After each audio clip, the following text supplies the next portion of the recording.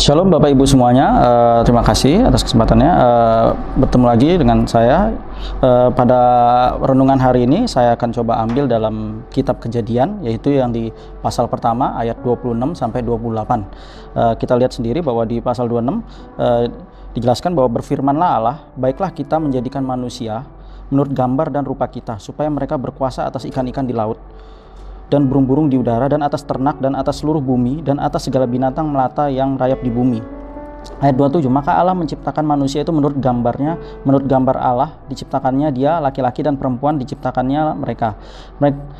Ayat 28, Allah memberkati mereka, lalu Allah berfirman kepada mereka, beranak cuculah dan bertambah banyak, penuhilah bumi dan taklukkanlah itu, berkuasalah atas ikan-ikan di laut dan burung-burung di udara dan di atas segala binatang yang merayap di bumi. Nah, di sini adalah sebuah firman Tuhan yang sangat menarik di 3 ayat ini, yaitu di mana Allah sendiri mencoba memberikan penjelasan pada kita bahwa manusia, kita semua itu diberikan kuasa untuk menguasai dan menjaga dari bumi ini, segala isinya, baik ternak atau apapun yang ada di bumi ini. Ini menjadi sangat menarik bagi kita, karena saya kan di sini akan mencoba sedikit menerangkan mengenai kata penekanan mengenai berkuasa. Di sini kita tahu bahwa kata-kata berkuasa ini kita seringkali melihat bahwa kita menguasai, kita memanipulasi, kita mengabsolutkan segala sesuatu yang ada di bawah kita, baik itu ikan-ikan atau apapun yang ada di dalam bumi ini. Tapi menurut saya ini menjadi menarik bahwa pada tahun-tahun ini, pada kondisi-kondisi sekarang ini, kita harus melihat bahwa kondisi atau pemaknaan kata berkuasa itu harus menjadi lebih hati-hati dan lebih bijaksana, karena ketika kita berbicara mengenai kata berkuasa, ini akan mengakibatkan sesuatu yang bisa berdampak negatif ataupun positif dalam pemahamannya. Karena Allah juga memerintahkan, ini adalah sebuah perintah, ya. Tapi berkuasa di sini menurut saya berbicara mengenai kita memimpin dengan seenaknya, atau kita menguasainya segala sesuatu yang ada, sumber daya yang ada di bumi ini dengan kuat-kuatnya atau semaksimal yang kita bisa tanpa memikirkan hal yang lain. Nah, ini yang menjadi menarik, bahwa berkuasa di sini adalah kita menjadi sebuah penguasa yang bijak, di mana kita ketahui bahwa dunia saat ini tidak dalam kondisi baik-baik saja. Kita juga tidak hanya bisa berpikir mengenai kondisi yang kita berpikiran bahwa manusia disuruh Tuhan dan kita menguasai, dan itu untuk kepentingan kita. Tapi kita memahami bahwa ketika kita berbicara firman Tuhan atau teologi, kita berbicara mengenai dunia, manusia, dan Allah.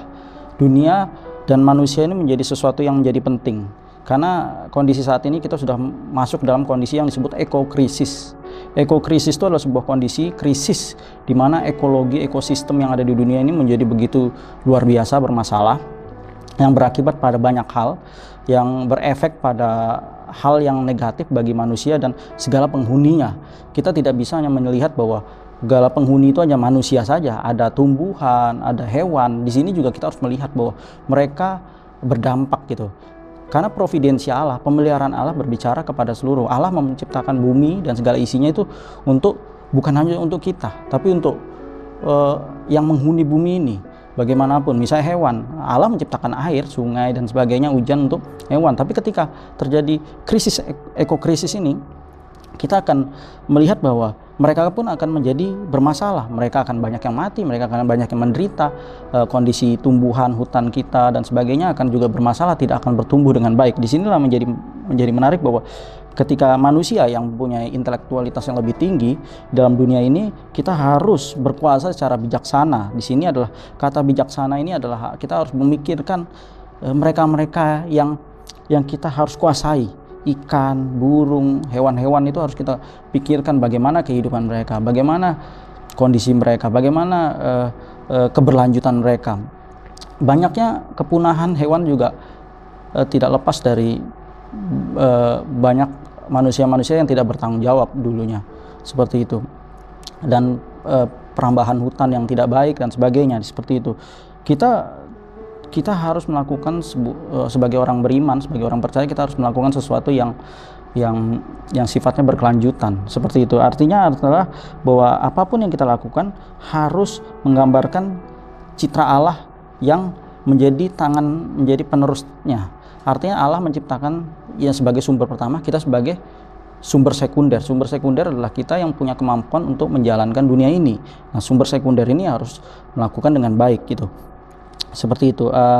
Menjadi menarik bahwa kita tidak berbicara mengenai masalah dosa saja atau masalah kehidupan yang akan datang, tapi kehidupan saat ini juga harus dijaga. Karena banyak penderitaan menurut saya pribadi, ketika kita melihat bahwa penderitaan bisa kita kurangi atau banyaknya masalah di dunia ini ketika kita bisa menjaga ekosistem ini. Seperti itu. Misalnya seperti banjir, misalnya masalah climate change atau perubahan-perubahan iklim dan perubahan-perubahan cuaca yang tidak menentu. Ini juga banyak diakibatkan oleh kehidupan manusia yang tidak menjaga alamnya, sehingga akhirnya banyak yang menderita. Misalnya perubahan cuaca, akhirnya hujan secara tidak baik, atau daya dukung lingkungan yang bisa menyerap air menjadi tidak baik, sehingga akhirnya terjadi hujan yang menyebabkan banjir, dan banyak orang yang tidak sedikit orang yang kehilangan nyawanya karena banjir gitu. Sebetulnya itu bisa diantisipasi ketika kita menjaga ekosistem ini, karena Allah berfirman bahwa kita harus menguasai, dan menguasainya ya adalah hal yang positif gitu kan. Seperti itu. Jadi selain itu, hal yang kedua menurut saya masalahnya adalah kita harus melihat masa depan. Masa depan bukan hanya kita memikirkan diri sendiri bahwa kita hidup menguasai, kita enak, hidup enak, dan ketika kita dipanggil Tuhan itu urusan generasi berikutnya. Tapi generasi berikutnya adalah sesama kita. Sama seperti dalam hukum kasih sendiri, kita harus mengasihi Allah dan kita harus mengasihi sesama. Mengasihi sesama bukan hanya berbicara mengenai kasihilah sesama kita yang kita lihat, yang kita hidup bareng, artinya kita berbicara bareng, tapi kita juga harus memikirkan penerus kita, mungkin anak cucu. Mungkin bagi orang tua yang sudah punya anak atau yang sudah punya cucu itu akan berpikir bagaimana, kita juga harus berpikir bagaimana kehidupan ke depan mereka. Ketika daya dukung lingkungan ini menjadi tidak baik, mereka akan terpengaruh gitu kan. Mereka akan susah, mereka akan mengalami kesulitan, karena daya dukung lingkungan ini berpengaruh pada banyak hal yang harus diterima oleh manusia. Sehingga kita harus memikirkan ini menjadi sesuatu yang sangat penting dan menjadi sesuatu yang menjadi concern kita dalam kehidupan beriman kepada Tuhan sendiri di situ. Ini menjadi menarik. Penuhilah ini adalah sesuatu yang bersifat penuhilah berbicara mengenai kita harus memenuhi dengan akal dan budi kita. Artinya kita tidak bisa melihat kita memenuhi tanpa daya dukung lingkungan, ya kan? Seperti itu. Kita ketika memenuhi adalah kita bukan hanya memenuhi diri kita dengan cara menguasai yang lain gitu. Kita juga harus melihat apa yang kita makan, apa yang kita butuhkan untuk hidup, itu harus kita buat menjadi seimbang gitu kan. Seperti itu. Kita berpikir bahwa hewan juga membutuhkan makan dan sebagainya. Seperti itu. Itu adalah hal-hal yang kita perlu pikirkan, bahwa kita sebut saat ini yang disebut ekoteologi adalah teologi yang berbasis ekologi. Ini menjadi sebuah concern yang menarik dalam kehidupan orang percaya. Ini adalah sesuatu hal yang tidak banyak dibicarakan, tapi ini adalah sesuatu hal yang harus kita mulai dari diri kita sendiri. Dari diri kita sendiri adalah kita menjaga alam dan lingkungan dan daya dukungnya, baik itu alam sekitar kita, dari dalam diri rumah kita sendiri, dari diri kita sendiri. Bahkan kita juga harus, salah satu penerapan aplikasinya adalah kita harus mendukung apa yang dimulai dari pemerintah. Misalnya saat ini adalah dengan tidak memakai plastik dan sebagainya, atau sedotan plastik. Seperti itu tuh kita harus mendukung hal itu menjadi sebuah hal yang paling kecil dalam diri kita untuk menjaga ekosistem alam ini dengan baik. Seperti itu. Itu adalah hal yang menjadi menarik, karena dengan kita melakukan gitu, kita juga adalah bentuk dari penerapan kita mengasihi sesama kita dan juga mengasihi Allah. Seperti itu. Karena sesama berbicara juga tadi seperti yang tadi adalah kita mengasihi diri kita, mengasihi sesama kita, dan mengasihi sesama kita yang akan nanti hidup setelah kita. Dan mengasihi Allah adalah mengasihi ciptaan lainnya. Seperti itu. Karena Allah juga sudah memberikan kepada kita dengan gratis. Itu adalah suatu bentuk kehidupan yang kita harus jaga dan kita harus hidupi dalam iman Kristen saat ini. Itu adalah menjadi hal yang penting dalam situ. Banyak hal sebetulnya singkatnya.